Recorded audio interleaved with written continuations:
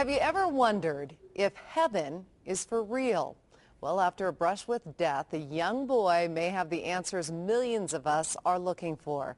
Was his vision real or something he dreamed? Well, you can decide for yourself. Natalie Tisdale tells us why people are so interested in this little boy from Nebraska.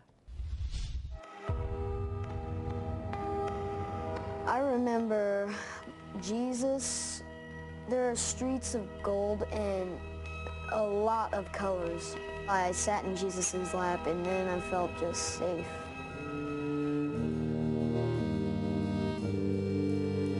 It sounded like a story dreamed up by a little boy, but to understand what Colton Burpo said, you have to hear what he did. It all started on a trip to Colorado. Colton complained of a stomach ache, a trip to the doctor, diagnosis, the flu. Back home to Nebraska, another doctor, still no improvement. Colton went downhill fast. As parents, we felt sick. You know, what we could have done different. Man, we did this wrong. Turns out for 5 days he suffered misdiagnosed. The then 3-year-old had a ruptured appendix. While in surgery, his parents, Todd and Sonia, prayed in separate rooms. They thought they had lost him. Miraculously, after a difficult recovery, Colton survived. But his story is far from over. There were things Colton did and things he said after the surgery that were out of the ordinary. But until a drive past the hospital 4 months after his surgery, none of it made sense. His dad jokingly asked Colton if he wanted to go back to the hospital. His response? But you know, Dad, and he looks at me in the mirror and I'm looking at him. He says, the angels, they sang to me while I was there. I remember looking in the mirror and he's just dead serious. Colton's story about heaven was about to begin. And I look at my wife and she looks at me and it's like, has he spoken to you? She's like, no.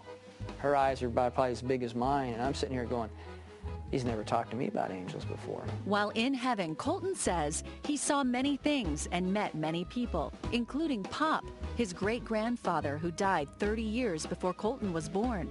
But Colton says he didn't look like the photo in his house. A picture sent months later by his grandmother was more like the man he met, a young man without glasses.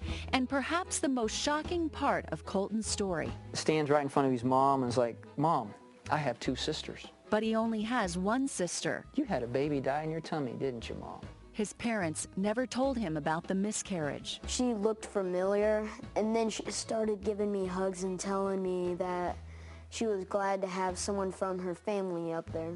Over time, this young man's visions became more real, from his description of Jesus to his talks with God, even a discussion about Armageddon. I actually got a glimpse of it. Now, how does a kid make that up? The Burpo family accepted and embraced their little boy's unbelievable story. Todd Burpo is a pastor here in Imperial, Nebraska, population 1,800. Many people here know about Colton's story. In fact, they've encouraged Todd to write a book about it. He did. Here it is. It's a New York Times bestseller.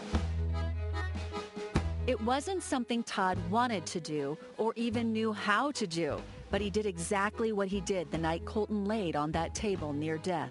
He prayed. God, if this is really you, I kind of laid my fleece out and I said, you know, I don't know how to publish a book, but if you really want me to do this, you're going to have the publishing industry find me.